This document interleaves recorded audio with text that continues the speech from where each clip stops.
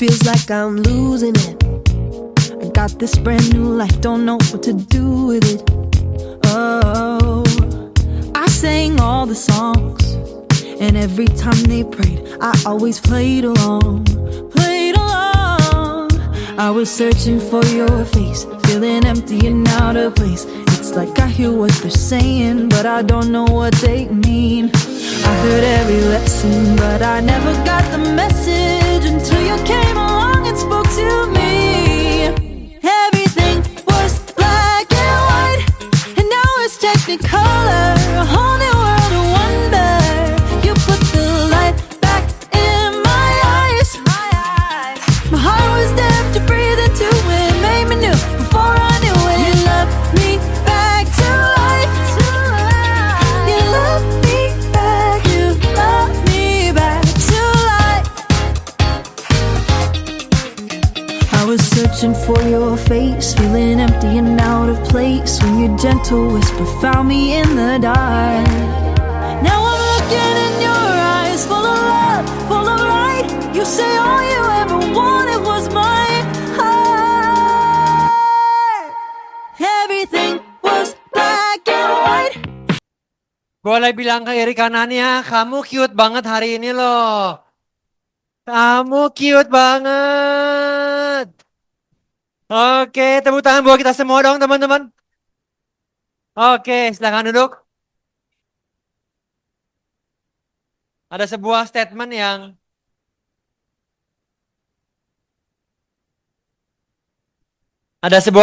mungkin kita lama udah nggak dengar.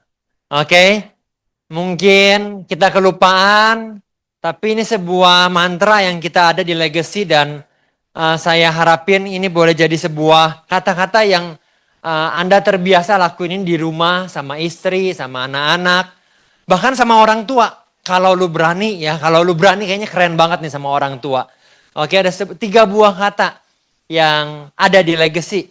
Yaitu yang pertama adalah, boleh bilang kiri kanan yang udah tahu, you are loved. Oke, kamu itu dikasihi. Kamu ada karena ada orang mengasihi kamu. Ada orang nerima kamu apa adanya. Leader-leader lu di sini menerima kamu apa adanya. Tapi kita nggak mau kamu tetap apa adanya. Kita mau hidup lu boleh growing terus. Yang kedua adalah you have a purpose. Kamu punya tujuan. Terlepas dari begitu banyak problem, kesalahan, kelemahan yang udah terjadi bulanan, tahunan, bahkan dekade. Tapi saya mau bilang, saya yakin banget bahwa kalau lu masih hidup, artinya Tuhan masih punya purpose dalam hidup lu. Oke? Yang ini kayak nggak yakin. Boleh bilang kiri kanannya, you have a purpose. Dan yang terakhir, you have a choice. Lu punya pilihan. Karena hidup adalah sebuah pilihan. Mau milih untuk diet, mau milih untuk semangat, mau milih untuk happy. Happy bukanlah emosional aja. Happiness bukan sebuah hal yang, aduh terpaksa gua happy hari ini. Atau mood yang swing yang ngebawa hidup kita hari ini happy, enggak. Tapi happy yes adalah sebuah keputusan. Kalau gua mau memutuskan terlepas di rumah atau di sekeliling keadaan gimana, gua mau memutuskan gua happy. Boleh bilang ke kiri kanannya, I am happy. Wow. Dan senang banget karena hari ini ada hal baru. Yaitu kalau teman-teman aware, 3 baris ke depan itu banyak diisi sama apa? Sama Gen Z. Mana suaranya Gen Z? Wow. Oke, senang banget nggak sih lihat Gen Z teman-teman? Kalau gue senang banget, mukanya seger-seger, mukanya ceria. Oke, mukanya seger. Karena apa? Karena belum diinjak dengan realita ya. Ya, masih polos ya. Belum jadi budak korporat. Wah, hari-hari ini perbudakan terjadi di mana aja. Tinggal butuh kopi sama colokan udah bisa diperbudak hari-hari ini ya. Nah, Tahun 2025 kita punya tema yaitu GAS, yaitu genuine heart, and skillful. Ada 3 tipe orang. Tipe yang pertama adalah orang yang hidupnya sebagai survivor. Hanya survive. Akhirnya gue berhasil melewati hari ini. Seminggu ini gue berhasil survive. Bangun pagi, tidur malam kecapean. Bangun pagi, tidur malam kecapean. Tanya sama orang yang tidur sebelah. Mereka orang yang paling tahu sebenarnya hidup kita maksimal atau enggak. Hidup kita atau cuman sekedar survivor. Jadi level pertama kehidupan adalah hidup lu hidup sih. Oke. Tapi survivor. Oke. Yang kedua, kehidupan adalah yang namanya sukses. Oke, secara materi orang bilang, oh dia menemukan kerjaan yang dia suka lah. Dia punya hasil yang bagus dan orang bilang sukses. Dan untuk sukses, kita yakin cara untuk kita bisa sukses simple. Yaitu lu punya skill. Kalau lu mau jadi sukses di dalam hubungan sama orang lain. Mau sukses hubungan sama orang tua. Tinggal masalahnya latihan skill. Mau belajar ngomong, public speaking. Mau kalau ketemu orang di kawinan nggak malu-malu. Mau jadi orang lebih percaya diri dan lain sebagainya. Itu skill. And skill will bring you success. Tapi level ketiga, kalau lu mau skill, mau sukses, dan juga naik satu level. Yaitu yang namanya significant life. Thank you. Significant life. Maka bukan cuma skill yang kita perlu punya. Orang mau beragama atau nggak beragama, banyak yang sukses. Tapi kalau mau hidupnya signifikan, dalam pekerjaannya dia fulfilling. Pekerjaannya. Ada sebuah statement, lu tahu dari mana kalau kerjaan yang lu lakuin itu sesuai sama calling lu atau enggak? Katanya 2 hal. Lu sukses dan fulfilling. Kerjaan yang lu lakuin itu bikin lu mau datang lagi nggak sih di hari Sabtu? Oke, buat gua pribadi, hari Sabtu itu even badan lagi rada nggak fit, buat gua bukan sebuah paksaan datang ke sini. Oke, by the way hari ini, sampai hari ini loh, kalau ada tim directnya Ko Andre nggak datang training, mereka itu masih cerita. Even nggak cerita pun nggak masalah. Nggak ada yang marahin, gue bukan bosnya mereka by the way. Victor hari ini sharing di Beyond, di kantor lain. Dre, gue sharing di Beyond ya Dre. Masih ceritain. Sekali lagi gue bukan bosnya. Oke, tapi karena kita tahu bahwa, aduh seneng banget loh punya komunitas di hari Sabtu ini. Boleh lihat kiri kanannya. Ternyata kamu tuh bikin gue pengen datang ke Sabtu ini loh. Kamu loh ini loh. Emang kalau yang cowok ke cowok rada gelo ya, rada gelai ya, rada gelai. Oke. Oke, nggak apa-apa, lu nggak usah bilang nggak apa-apa lah ya.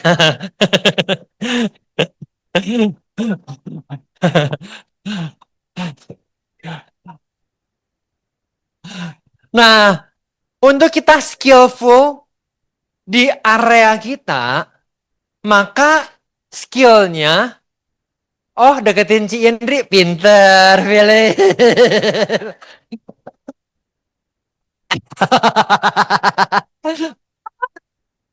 Nah, benar-benar. Kalau kita boleh bilang sekali lagi ya, kamu itu bikin saya pengen datang ke sini loh. Ah.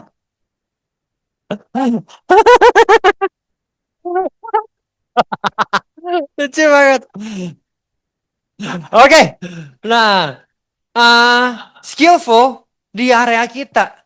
Area kita itu entrepreneurship. Area bisnis itu nggak lepas, nggak jauh dari yang namanya skill sales.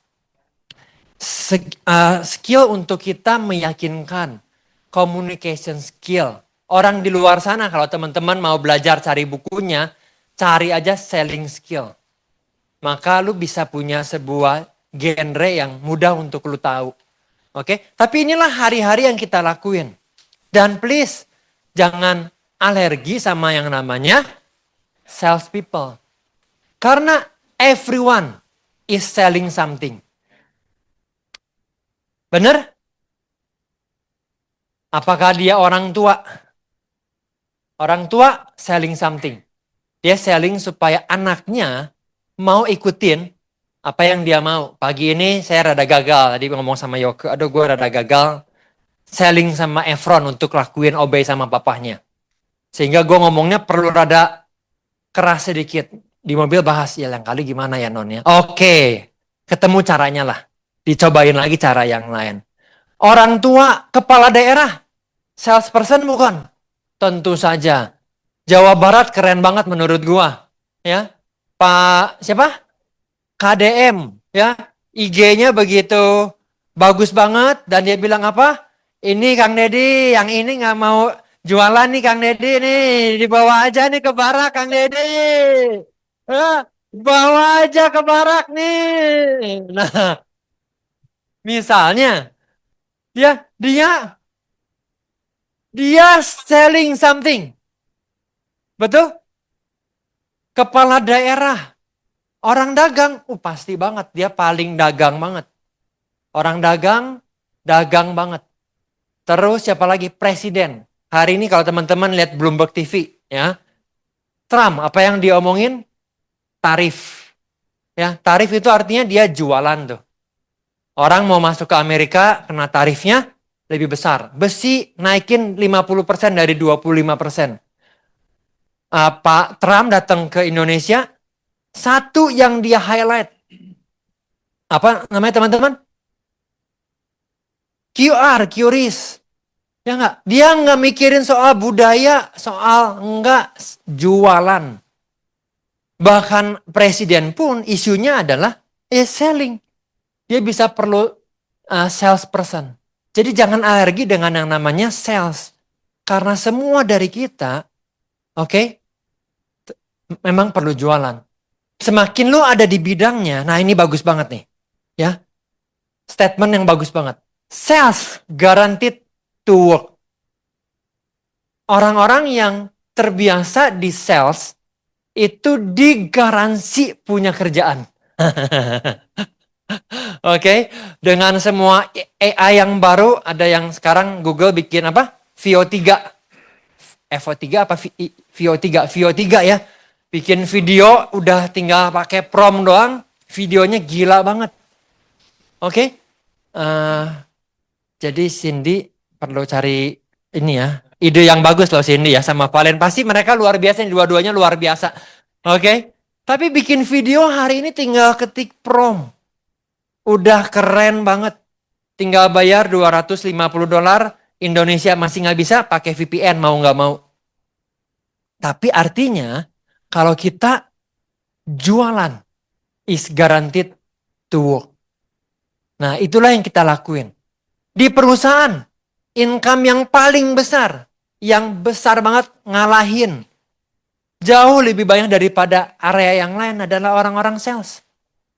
Jadi kalau hari-hari ini kita punya skill itu, maka kita punya mendapatkan benefit yang jauh lebih besar daripada orang-orang lain yang nggak terbiasa di sales.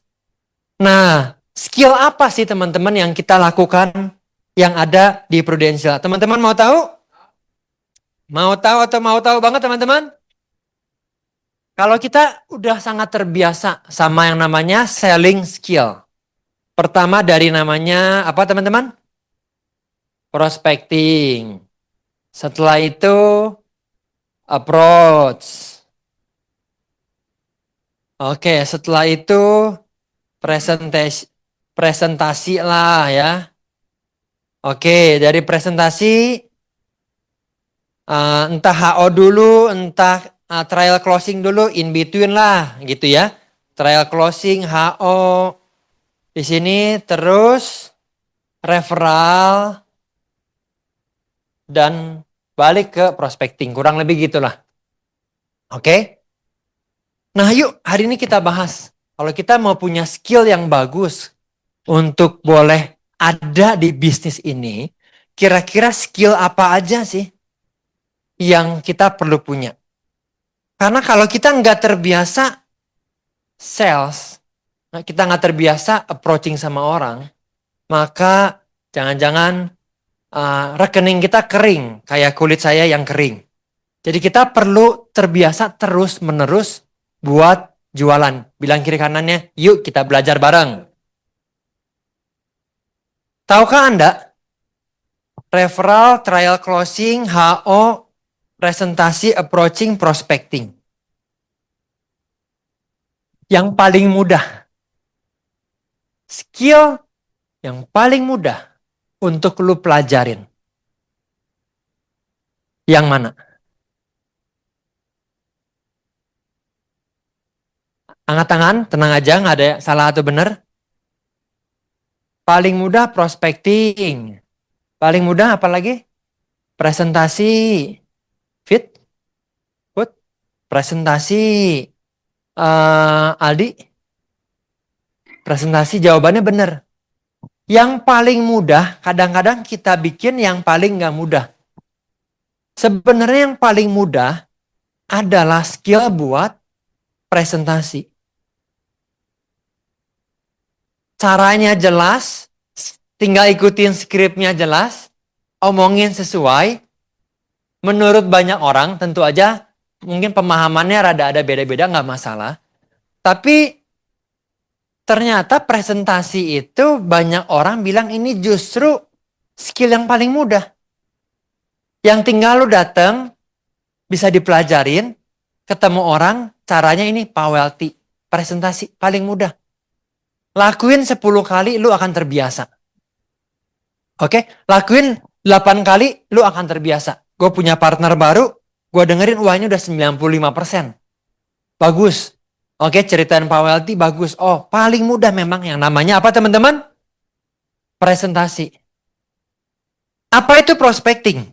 Prospecting itu, Dennis Cho bilang connecting lah. Ya, kenalan, ngobrol yang nggak ada hubungannya langsung ke prudensial. Hari-hari ini teman-teman bersyukur kita punya banyak prospecting yang channelingnya banyak.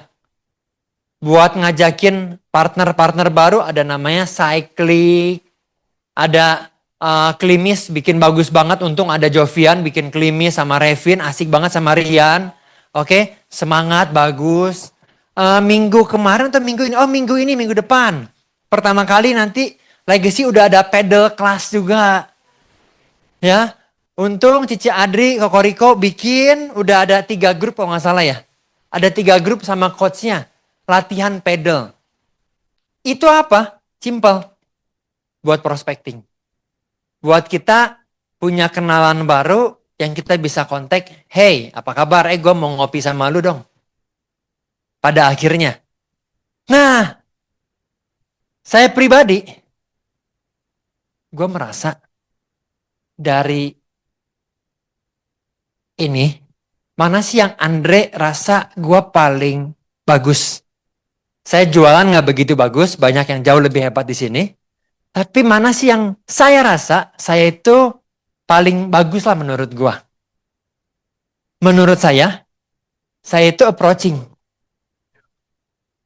Menurut gue ini approaching di antara semuanya. Presentasi Andre itu lagi. Ya, PowerPoint lagi sampai sekarang. Nurut gue PowerPoint. Dulu 28.000, 4 tahun kali ya. 28.000. Sekarang udah naik sedikit bener. Oke. Nah, tapi menurut gue pribadi, approachingnya gue itu asik. Tahu dari mana? Tahu dari waktu gue presentasi, saya rasa orang itu dengerin gue. Waktu ngobrol presentasi, gue rasa orang itu mau ngasih waktu buat Andre buat ngobrol. Jadi karena itu gue ngerasa, sekali lagi ya mungkin salah juga. Approachingnya Andre, saya rasa saya punya beberapa hal yang Andre bisa share. Yang gue bisa share. By the way, approaching itu kapan sih terjadi approaching? terjadi di awal, waktu closing nggak jadi, lu masih approaching lagi nggak? Lu masih approaching lagi. Walaupun udah closing, tetap lu approaching. Jadi menurut gua, approaching adalah sebuah lifestyle. Approaching itu memang being-nya lu, sehari-harinya lu. Karena kalau lu terbiasa punya lifestyle care sama orang lain, maka waktu ketemuan duduk makan bareng, udah terbiasa tuh. Nggak butuh tegangnya nggak berlebihan, oke? Nggak grogi, tapi biasa aja. Karena sehari-hari udah lakuin seperti itu. Pinjem kursi sorry Nilai. Jadi kalau lagi makan, ya, saya ambilin orang lain makan. Kalau makannya Chinese food, gue ambilin, gue bantuin serve, saya kasih minum. Mau calon nasabah, mau temen, mau makan di luar sama keluarga, ya itu yang gue lakuin. Gitu. Sama sehari-hari ya kalau bisa itu gue lakuin, itu yang gue lakuin. Belajar dari siapa? Dari Henry. Oke, bawa piring keluar. Henry itu leader gue. Oke, bawain makanan. Udah biasa. Oh, bagus ya orang kalau bisa gitu. Saya belajar dari leader gue. Duduk. Ya, kemarin baru keingetan. Oh, mungkin yang kecil gini aja berharga ya, tapi orang nggak aware. Tuh gue makan sama Edwin, Meldi bawa barang banyak. Apa yang kita lakuin? Ambilin bangku, bener. Ambilin kursi, taruh barangnya sini Mel, barangnya taruh sini. Kalau dia kena AC, dia belum bilang ya, sorry ini kena AC enggak? Ya, pindahin AC-nya bener. Dan saya tahu di Legacy banyak orang-orang yang, oh ya ya ya, AC-nya dikecilin, ya, AC-nya bikin jangan kediain, oke? Dan gua tahu hal-hal begini tuh di Legacy, wah lu apa ya, kaya banget tuh. Sehari-hari banget, natural banget. Apa ini paradigmanya apa, Andre? Ya karena kita tahu bahwa life is not about me. Karena life is about others. Jadi kalau sehari-hari kita memang skillnya buat ke orang perhatian. Ya nggak? Perhatian ke orang-orang akhirnya gue biasa. Oh ke mamah juga gue perhatian. Masa iya saya ke Riko perhatian ke nyokap gue nggak perhatian? Nggak asik ya nggak sih? Ada apa saya sama Riko? Ada apa kok? Jadi akhirnya satu hal di sebuah area ngebawa kita ke banyak area tuh. Jadi akhirnya biasa. Untuk kalau orang turun tangga, cewek pegangin, bantuin. Satu orang, satu orang dulu kita dengerin ya. Zaman dulu banget ini waktu Andre jadi agent ada seorang di China. Dia agent nomor satu seluruh China. Nomor satu seluruh China. Kalau dia mau ke Prodia, ini ceritanya dia. Dia akan datang dulu ke rumah nasabah hari H sebelumnya di jam yang kurang lebih sama. Langsung dia ke Prodia. Jadi supaya apa? Supaya dia tahu, oh 43 menit. Datang dari Prodia, dari rumahnya ke Prodia. Karena dia udah sering ke Prodia, dia sama security bilangin, Pak, tolong besok seperti biasa. Nasabah gua namanya Pak Marel. Akan datang jam 8. Ya, jadi begitu naik tangga, naik lift, kling, buka pintu, satpamnya bilang, selamat datang Pak Marel. Beuh, itu gimana nggak tanda tangan di mana? Tanda tangan di mana? Iya kan? Itu gimana orang nggak ngerasa? Kalau turun tangga, dia bilang ya, turun tangga 8 lantai, 3 lantai, yang orang lain dia taruh di yang bagian luar. Kayak turun tangga ini nih ya. Bagian dalam kan lebih apa? lebih curam, lebih pendek. Orang lain, dia duluan turun, dia bilang hati-hati, hati-hati. 3 tangga, hati-hati, hati-hati, hati-hati. Produknya belum tahu ya, tapi orang kayak udah, apa ya, kayak nggak enak nggak sih kalau nggak? Ya nggak sih? Udah kayak, teman-teman, teman-teman yang suka baca, baca buku Blink bab 3. Buku apa teman-teman? Blink. Siapa yang nulis? Malcolm Gladwell. Bab 3. Dia ngasih tahu bagaimana seorang politikus namanya apa ya, Rawel gitu ya. Ya, seorang politikus karena skill buat senyumnya, ketawanya begitu renyah, ya, orang ngerasa hangat. Hanya karena, bukan hanya ya, itu skill loh itu. Itu bikin dia hampir jadi presiden. Dicalonkan. Tapi sebenarnya nggak ada isinya. Jadi namanya Hartwell, apa gitulah. Saking sebenarnya dia itu nggak ada bobotnya, tapi orang itu kayak nyaman. Nah itu hal yang menurut gua asik banget. Nah izinkan Andre cerita. Beberapa mungkin udah tahu, beberapa belum tahu. Di Indonesia dan di luar negeri, saya dulu pernah kerja di bank. Jadi punya sedikit pengalaman. Pengalaman ini pengalaman berharga. Oke? Di banking di Indonesia itu pertama lu buka rekening namanya apa ya? Ya lah pokoknya bank personal banking lah namanya itu ya. BCA, Niaga dan semua di bank-bank pada umumnya yang kita tahu. Personal naik ke ada prioritas lah. Betul, BCA prioritas. Berapa duitnya? CM. Sekarang CM, BCA prioritas. Ini pun sebenarnya masih personal banking, cuman launch-nya aja beda, kasirnya lebih cepat. Kurang lebih begitu. Prioritas ada kalau di BCA soliter dan ultra soliter sekarang ya. Oke, teman-teman, saya akan kasih tahu kenapa Andre akan ceritain ini berikutnya. Gua ngasih tahu. Dari soliter ada line of banking yang berikutnya, yaitu private banking. Di Indonesia ini udah krem de la kremnya banking. Karena tugas Andre dulu, tugas saya adalah bawa nasabah buka private banking di Singapura.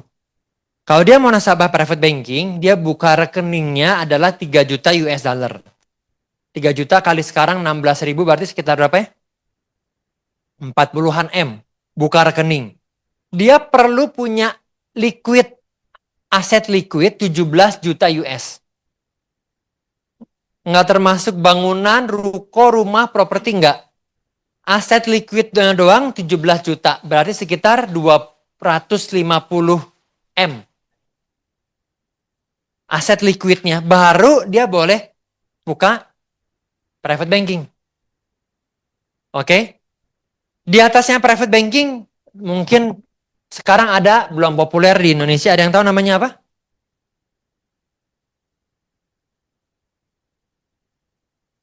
Family office. Kalau corporate, nasabahnya memang corporate banking, investment banking, itu kan beda klien ya. Ini kalau bicara soal kliennya individu nih. Oke. Family office itu apa? Family office itu nggak terbuka buat umum karena orang-orang kayak Michael Budi Hartono yang punya BCA, dia punya sendiri family office. Jadi kayak perusahaan private banking, cuman khusus buat keluarga dia.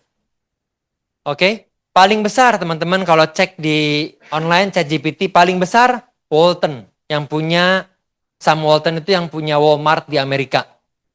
Oke? Punya family office. Tapi karena ini nggak komersil, karena family office hanya buat nanganin keluarga dia sendiri. Bandung kayaknya nggak ada yang punya family office. Yang saya tahu di Bandung levelnya Kurang Bandung. Jakarta beberapa udah 5 orang paling-paling lah. Nah, jadi yang ini tutup kayak karena ini nggak komersil. Ini BCA udah punya duit 200 triliun, daripada dia taruh di orang lain, dia hire aja 10 orang lulusan Goldman Sachs gitu ya, lulusan private banking untuk bantuin khusus ngurusin duitnya dia, kurang lebih gitu. Namanya family office. Oke? Nah, private banking ini yang paling komersil, ya, yang levelnya komersil dan ada di sehari-hari kita di Indonesia, di luar negeri. Nah, saya pengen ceritain, apa sih yang orang ini lakuin? Karena dulu tugas Andre bawa dia ketemu nasabah, jadi gue bersyukur. Saya tahu ini orang kalau ngomong gimana sih sebenarnya. Karena sekali dia datang, ya, buka rekening langsung masukin duit 50 M. Sekali datang, ya, nasabahnya juga selected, nggak sembarangan. Buka rekening 200 M. Penasaran nggak ngomong apa ya dia ya? Karena dia datang dari Singapura ya, datang. Dia datangnya tetap makannya ke rumahnya dia loh. Modalnya nol. Salah satu yang bikin Andre dulu mau ke Prudent karena gue lihat bahwa financial institution itu kita bisa punya margin yang besar dengan modal yang hampir nol. Datang ke rumah, nggak perlu pabrik dulu yang gila, nggak perlu punya, kalau jual beli mobil, perlu beli mobil dulu, showroom baru bisa jual. Enggak, tapi modalnya nol. Modalnya lu dan saya, kita punya. Tapi dengan skill dan dengan postur yang bagus, datang itu closingnya 50 M. Oke? 3, 4 kali, 5 kali saya nemenin RM, Relationship Manager orang private banking. Ya, sampai 3 tahun yang lalu masih kontak-kontakan, dia pindah ke beberapa bank lain lah, UBS, pindah kemana gitu ya, masih kontak-kontakan. Datang. Ya. Apa yang dia lakuin? Kita belajar bareng ya. Oke, dia datang berkali-kali, datang ngobrol, shake hand sebentar. Oke, udah masukin handphone ke dalam tasnya dia. 2 jam sama sekali nggak ada pegang handphone. Kenapa saya cerita? Just in case kita nggak paham, masih ketemu orang sambil pegang handphone.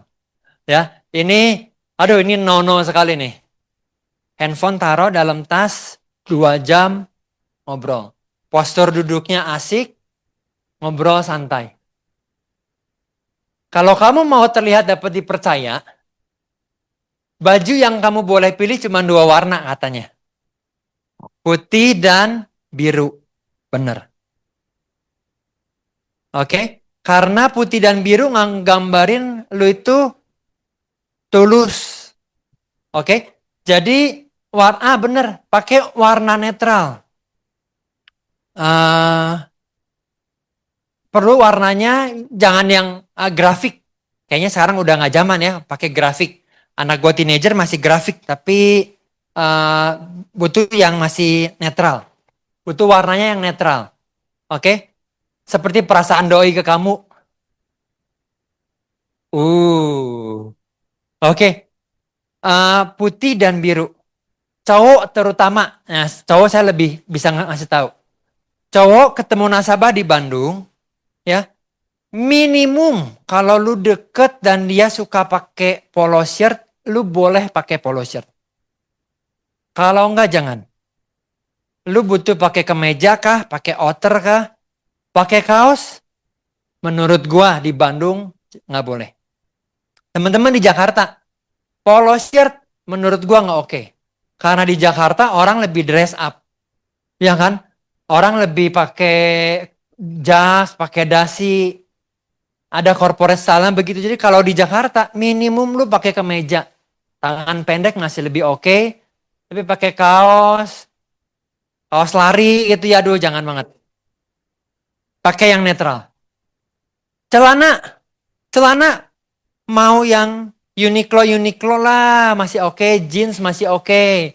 Jeans bolong-bolong jangan, enggak rekomen. Ya, kecuali lu ini ponakan lu gitu misalnya ya, yang lu mau datengin ponakan lu, dia utang budi sama lu, nggak pakai baju juga closing. Tapi yang enggak, yang lu ketemu teman, relatifly nggak kenal, lebih rapi. Celana, celana yang rapi. Oke?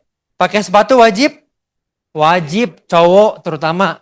Pakai Crocs gitu, aduh jangan. Pakai jaket motor, aduh jangan. Ya, jaket motor taruh, kalau naik motor ganti pakai outer. Bajunya saya rekomendasi warna putih biru. Datang, duduk. Nah, temen orang-orang private banking sama tuh. Kan fake finding lah, approaching itu gitu kan. Fake finding, building rapport lah. Apa yang dia bilang, ya, sampai dalam waktu 20 menit, orang itu percaya sama dia. Ngeri ya. 20 menit, kan punya waktunya segitu kan. Jauh-jauh datang berdua, bertiga dari Singapura.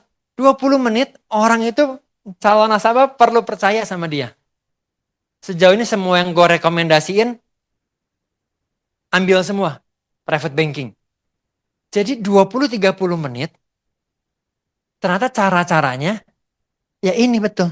Fact finding, building rapport. Saya masih ingat, orang pertama, dia ngomongin soal kurs. Distributor paling besar di Bandung, di Soekarno-Hatta, kita datang ke sana. Suaminya punya pom bensin banyak. Istrinya ngomongin soal kurs. Waktu ngomongin kurs, teman gue ini yang di private banking ngerti nggak? Wih, canggih banget. Saya nggak ngerti loh. Mereka berdua ini ngomong apa ya nggak ngerti. Oh nanti kalau swap beli di harga segini gimana? Widih. Ini kalau gue ketemu si Aci ini ya, gimana ngomongnya gue ya? Soal swap analisis, soal nanti buying garantinya hubungannya keluar karena segala macam. Itu yang pertama. Yang kedua ngobrol sama orang lain, dia ceritain soal pajak. Tax purpose. Om, Pak, manggilnya Pak, sorry, Pak. Orang pajak Indonesia itu sekarang cara belajarnya mereka udah hebat. Anak masih muda-muda kayak gua gini. Waktu gua di Swiss belajar ambil course buat pajak, gua ketemu sama orang pajak Indonesia. Gua ketemu sama mereka dan mereka itu ngerti pajaknya udah berbeda. Bukan cuman sekolah di Jakarta ada STAIN aja gitu ya, tapi ambil course STAN ya, tapi ambil course-nya itu udah ke Swiss. Diceritain sedikit soal pajak. 15 menit udah relate tuh. Jadi 15 menit 20 menit pertama. Oke, teman-teman. Kita perlu ceritain dengan bagus. Kita perlu punya postur yang bagus. Posturnya apa? Nah, sebuah kata. Yaitu bilang bareng-bareng humility. Humility. Ini katanya ya.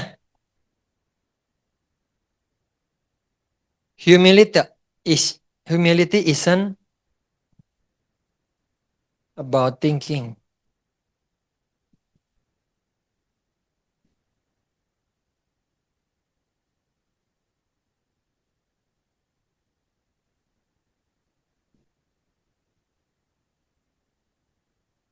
Kemarin mau bikin bahannya, tiba-tiba partner kita, Andre, bantu orang boleh? Waduh ini gimana jamnya gimana ya? Alah udah, lebih penting bantu orang, jadi nggak sempat bikin bahannya ya.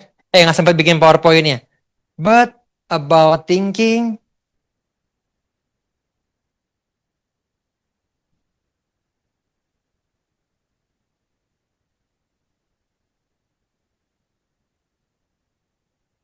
Yang belakang kebaca nggak?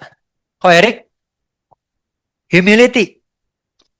It's not about thinking less about yourself. Apa itu thinking less about yourself? Wisdom. Lu itu rajin lah orangnya kerja keras. Enggak lah kok.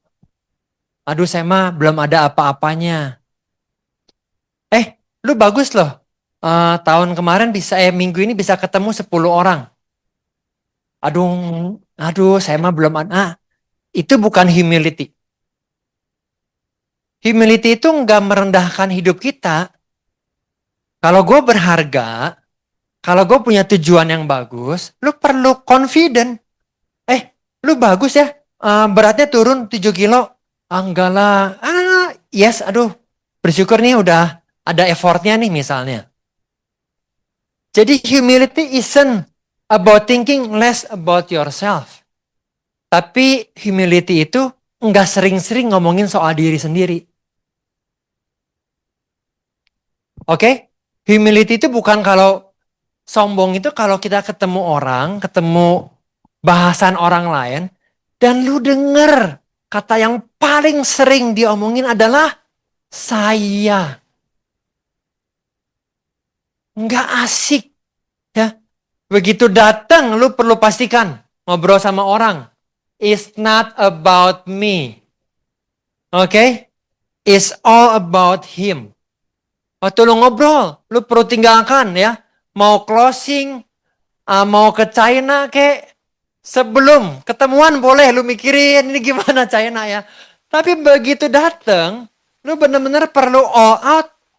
Gimana gue bisa bantuin dia. Sama partner-partner gue bilangin, kebayang gak kalau dia gak punya asuransi? Gila ya. Suami yang kerja, anak 2, istri gak kerja. Kalau dia gak ada asuransi gimana? Jangan pikirin soal kita, tapi pikirin dia. Waktu lu pikirin dia, lu akan punya ide-ide, lu punya ketenangan, lu punya kreativitasnya, meningkat banget. Bilang kiri kanannya, it's not about you loh.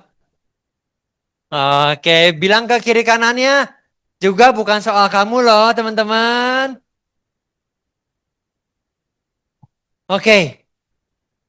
So menurut gua, approachingnya perlu asik, santai. Kalau Terati pernah bantuin klaim nasabahnya, paling besar berapa Terati nasabah lu? 5M, maka dengan bold, dengan sekilas kayak tadi teman gue si private banking bilang, oh sama-sama orang pajak sama gue, kita kuliah barengan, kita kuliah di Swiss ambil course. Dia lagi pengen bilang, saya ini cukup capable loh.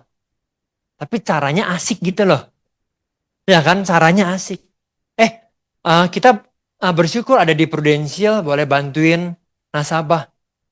Gue punya teman namanya Philip. Papahnya 5M, hampir 5M. Jadi kita perlu punya postur yang confident, yang asik. Itu bikin kita punya skillnya ketemu sama nasabah.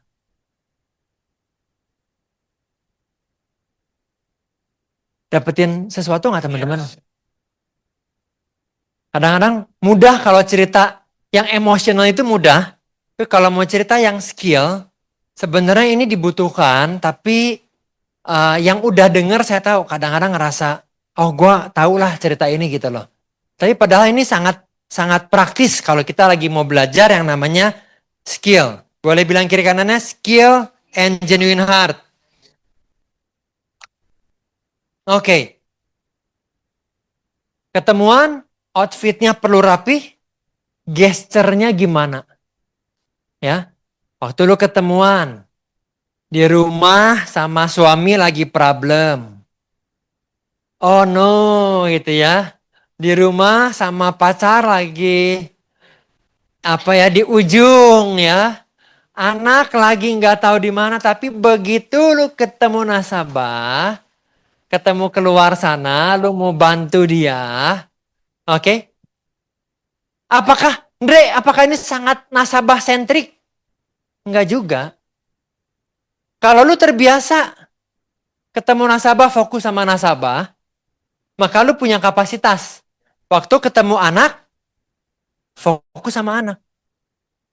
Yang gak asik adalah waktu di nasabah, ingatnya cewek lu, waktu ketemu cewek lu, ingatnya target lu. Jadi perlu kapasitas buat ketika ketemu sama orang, fokus sama dia. Goyang-goyangin kiri kanannya waktu ketemu sama nasabah, fokus sama dia ya.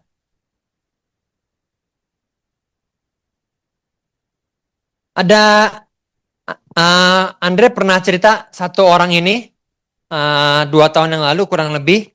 Saya ceritain lagi sekali lagi. Kalau bicara soal financial, kita ada di bisnis financial gitu ya, prudential. Maka ini apa ya? Pinnacle-nya gitu. Ini ujungnya, bukan ujung ini orang besarnya itu yang dirayakan hari-hari ini ya ini nih. Kalau orang dikasih, kalau orang billionaire mau nanya, invest apa sih? Kira-kira dia nanya ke siapa? Oke, maka dia akan nanya satu orang dari India, kakaknya Krishna. Oke, namanya adalah Divesh Makan. Makan. Ya, Divesh Makan ini ikonik, nama perusahaannya ikonik. Jadi kalau Mark Zuckerberg, dia jualan nggak? Jualan. Dia perlu bisa meyakinkan bagaimana Facebook bisa monetize. Kalau Facebook nggak ada revenue, ya nggak bisa jualan. Jadi billionaire, ya jualan. Nah, billionaire ini itu, mereka kalau nanya, mau invest apa? Kemana? Satu orang yang dia tanya. Yaitu namanya Divesh Makan. Teman-teman ambil handphone semua? Biasanya nggak boleh pegang handphone kalau training. Sekarang pegang handphone di ChatGPT. Mau pakai bahasa Indonesia, bahasa Inggris? Bahasa Indonesia ya. Apakah tips Divesh Makan, Divesh namanya, sana gitu ya. Apakah tips Divesh Makan waktu dia ada di podcastnya Simon Sinek? Nah, teman-teman bisa dengerin Simon Sinek. Yes.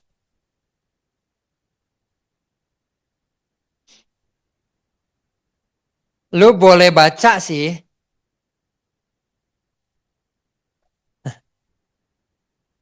Coba mana lihat. Bukan SINEK. Simon Sinek. 3 alasan orang memilih bekerja dengan Anda. Ada Ki?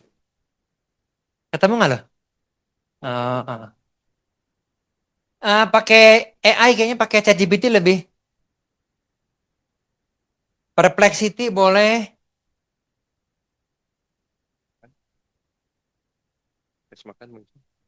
Apakah tips yang waktu dia ada di Oh, coba di ChatGPT aja lebih jelas ya. Udah ketemu lo?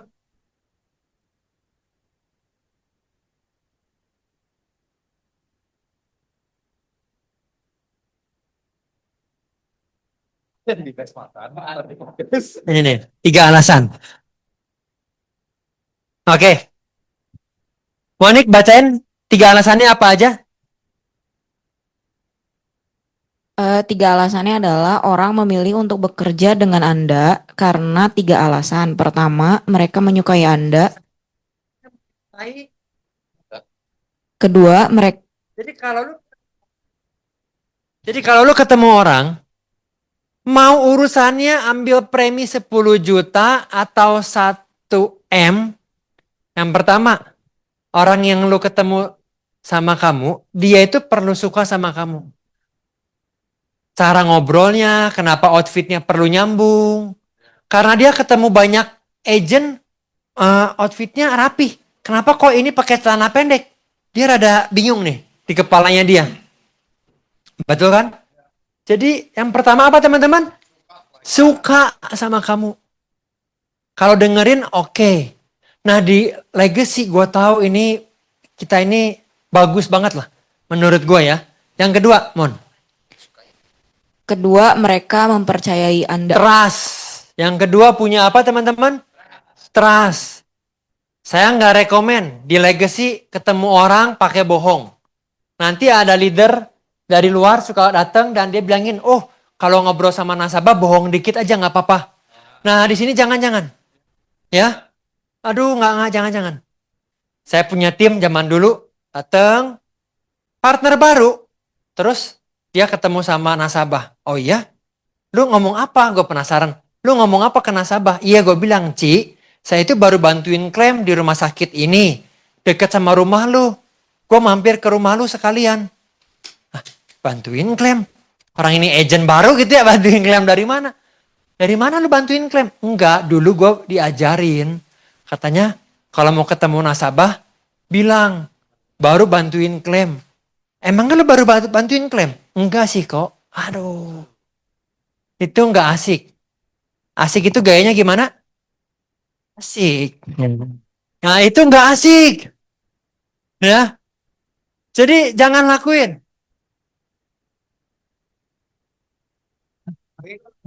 Eh, gen itu gen alpha ya, beda. Ini masih gen Z.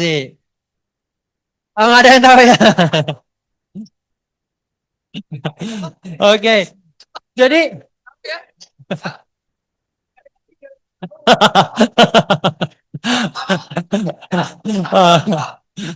oke, oke. Jadi yang kedua adalah mereka perlu trust. Nah, kalau lu ngomongnya nggak meyakinkan, maka orang jangan-jangan nggak trust.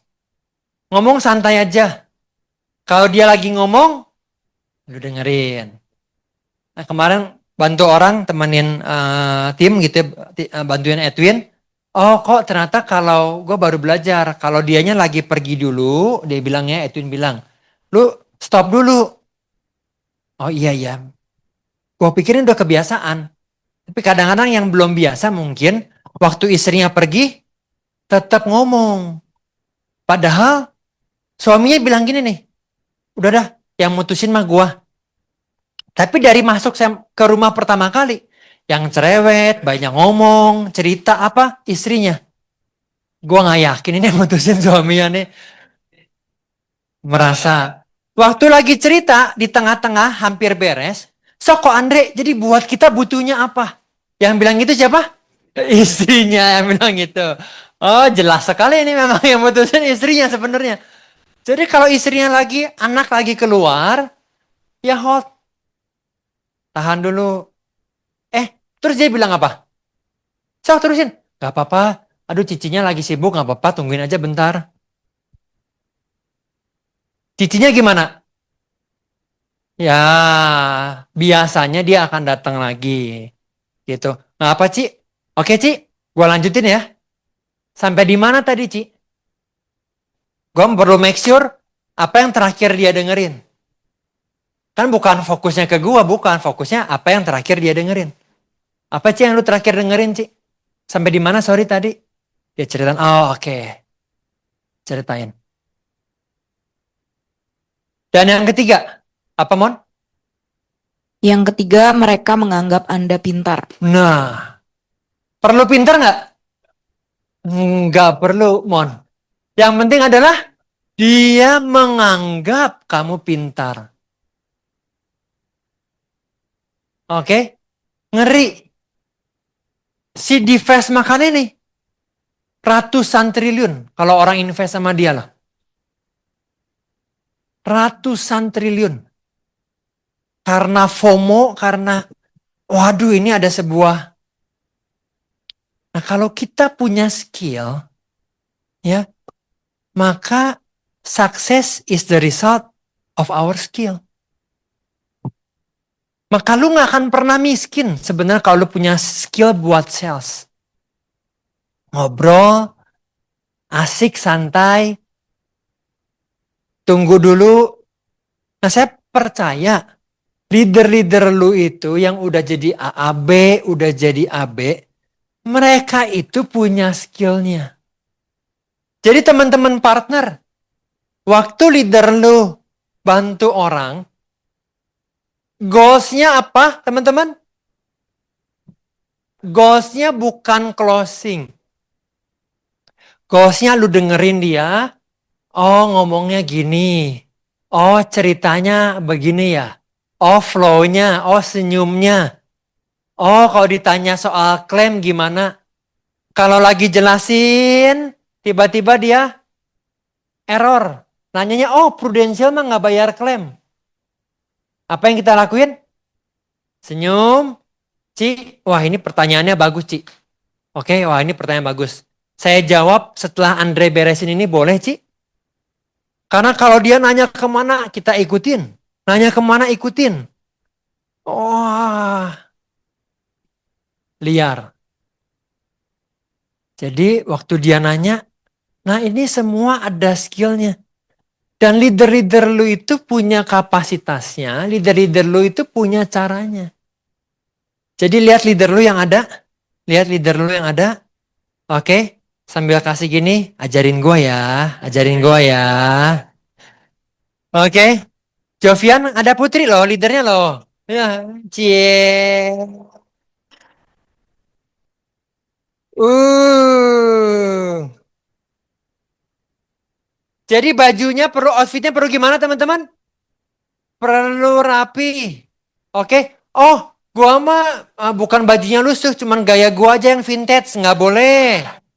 Ya, tetap baju nggak boleh lusuh. Ya, oh, bilioner, bilioner nggak ada yang brewokan.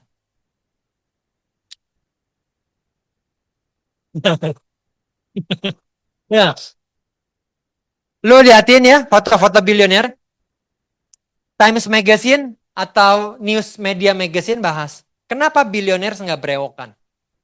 Karena kalau dia rapi, kalau dia ketemu orang itu punya mindset. Kalau lu jagain muka aja lu nggak rapi, gimana lu jagain hatiku? Asik.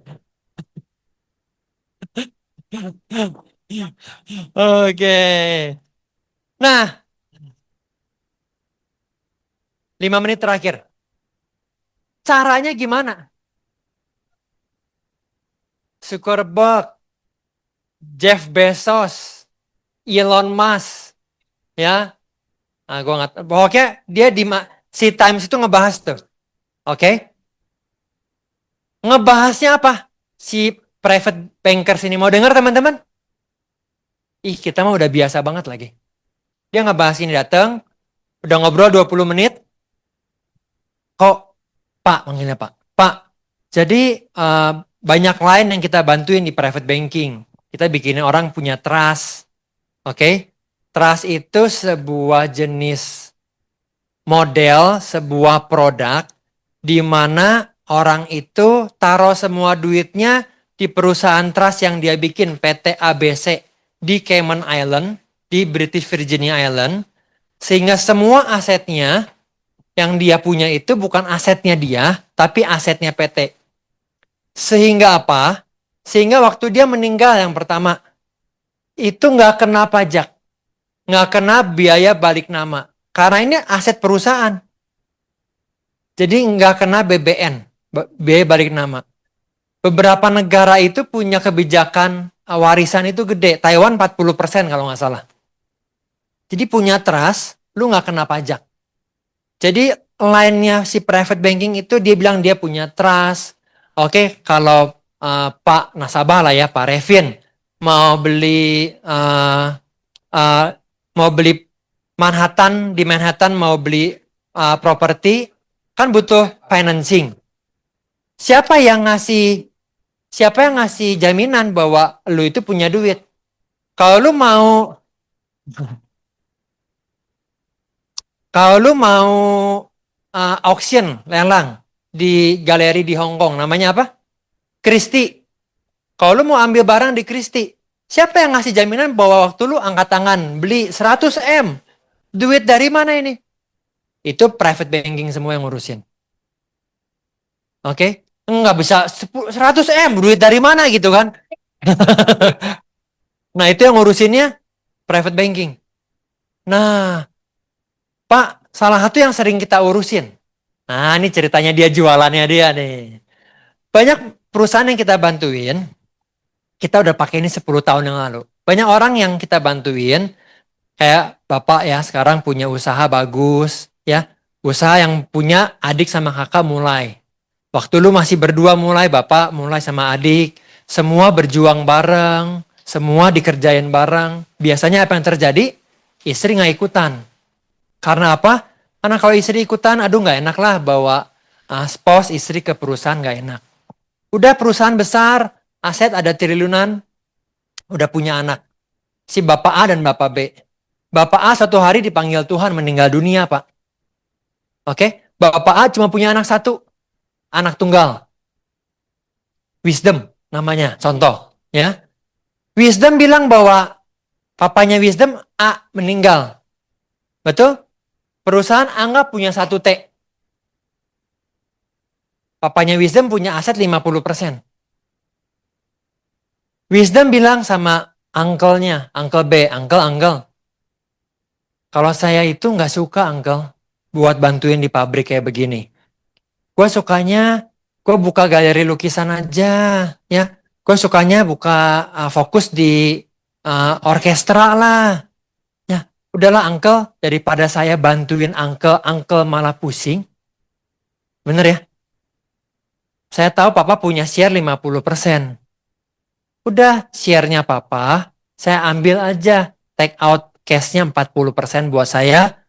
Uncle punya uangnya semua perusahaan, semua sendiri. Apa yang terjadi kalau begitu? Perusahaan problem nggak? Karena perusahaan sehat pada umumnya, dia nggak simpen cash sebesar 40%. Bener dong, sayang dong. Dia taruh di uang, dia taruh di tanah, di mesin, di barang, di mana-mana dia taruh kecuali di uang. 40% problem. Padahal waktu seseorang dipanggil Tuhan, yang paling dibutuhkan adalah cash. So apa yang bisa kita lakuin? Adalah kita bikin agreement antara Bapak A sama Bapak B buat ke notaris. Oke? Salah satu bayarin dari uang perusahaan. Salah satu Bapak A atau Bapak B meninggal dunia. Oke? Maka uangnya akan diberikan ke keluarga, ke ahli waris, tanda tangan. Ini berhubungan dengan share yang ada di perusahaan. Kasih tenor 2 tahun, 3 tahun. Dalam 2 tahun, 3 tahun, oke, nggak boleh jual perusahaan, nggak boleh lain sebagainya. Panggil anak, panggil istri. Supaya kalau perusahaan tiba-tiba A atau B meninggal, perusahaan tetap masih bisa running. Ceritanya sama yang kita ceritain, teman-teman. Oke? Sama storytelling. Unless you have a story to tell, you cannot influence other. Sama-sama storytelling. Jadi, teman-teman hari ini, kita diperlengkapi kualitasnya yang ada di leader-leadernya lo. Itu kualitas yang menurut gua udah keren banget. Kualitas yang udah asik banget. Nah, penutup. Karena waktunya dari Mike tinggal 5 menit lagi. Kalau saya boleh, kalau kami gitu, Yoke sama Andre boleh mundur ke belakang dan boleh bersyukur dulu kerja di Citibank. Dan dari keluarga, dari teman-temannya kita, sampai hari ini tuh nggak ada yang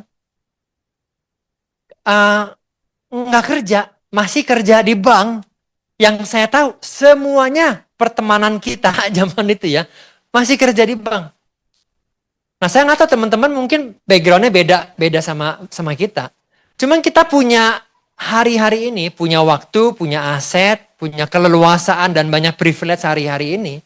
Itu karena bersyukur boleh memilih sebuah bisnis ada di Prudential.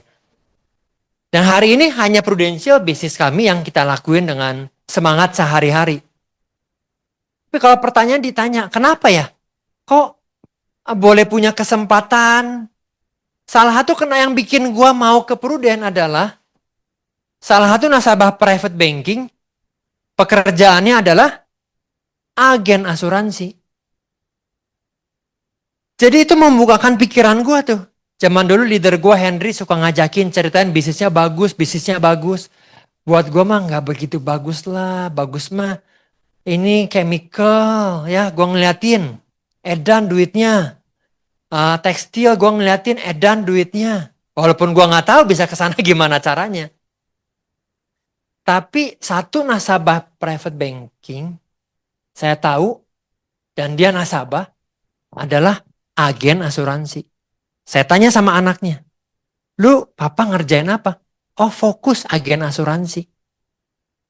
Oh, itu membukakan pikiran gue bahwa bisnis ini itu bisa punya aset sebesar itu tuh. Tapi pertanyaannya apa ya? Kok bisa bisa berhasil dan bisa akhirnya maksud gue adalah bisa pas gitu loh.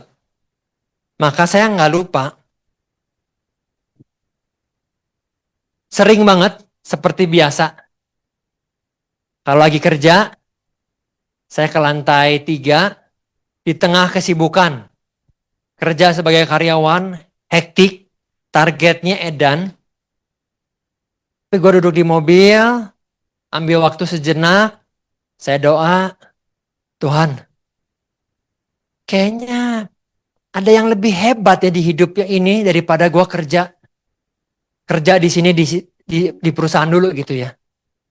Kayaknya ada Tuhan siapin panggilan yang lebih besar deh kayaknya buat hidup gue nih. Bisa punya waktu, bisa sama keluarga, boleh punya influence yang besar sama orang lain. There must be greater than this. Doanya gini, kadang-kadang doanya gini gitu ya. Entah gimana lah di mobil.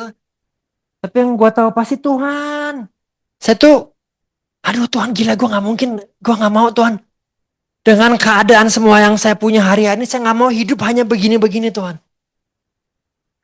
Gue gak mau hidup, gak bisa punya waktu sama anak, gak punya waktu sama istri, aduh gue gak mau banget nih. Jadi saya bersyukur banget. That's why kenapa kita ajakin orang-orang. Karena gue bersyukur gue ada di Prudent, kita happy, teman-teman happy, dan kita mau ngajakin orang-orang. Kita mau ngajakin Anda para partner-partner. Untuk boleh yuk kita punya bisnis bareng. Bisnis yang lu akan growing. Lu punya knowledge, punya relationship, punya spiritual, punya komunikasi yang lu akan growing. Dan itulah sebabnya legacy ada dan kita boleh ngajakin teman-teman semua. So untuk ketemu sama orang, perlu punya skill. Dan yang kedua, hatinya. Waktu lu partner, hatinya aduh orang kasihan banget kalau gak punya polis. Bener loh, kasihan banget lah orang kalau gak punya polis. Tapi Andre uangnya mepet, apalagi dia mepet. Kalau dia punya rekening 100 M, nggak mepet. Dia habis cuman kehilangan rumah 2, nggak masalah. Bener nggak sih? Tapi kalau dia bilang, aduh Andre gue mepet banget. Gue bilang sama Edwin, Win, kalau lu denger orang bilang mepet nggak punya duit, lu perlu selective hearing. Lu perlu bilang dalam hati lu, kasihan banget. Aduh gue nggak boleh berhenti nih, gue nggak boleh nyerah nih. Gue perlu convince dia lebih lagi nih. Gue perlu mikir gimana ya caranya. Aduh, gue uang udah mepet, ya udah ada cicilan. Waduh, gue lebih. Aduh, gimana ya dia ada cicilan, kebayang gak? Istri gak kerja, punya anak 2. Kalau suaminya ada apa-apa. Yang waktu kita jadi leader, hatinya kita bantu orang, bawa orang ke legacy. Karena kita enjoy banget di sini. Yang kayak Yosua gini, di luar ini nggak ada yang kayak Yosua nih teman-teman. Oke? Dan kalau kita boleh enjoy dengan hati yang tulus, dengan semangat yang besar, kita mau ajakin banyak orang jadi leader, jadi pemimpin yang boleh memimpin orang lain hidup berkelimpahan. Thank you banget semuanya. Selamat pagi.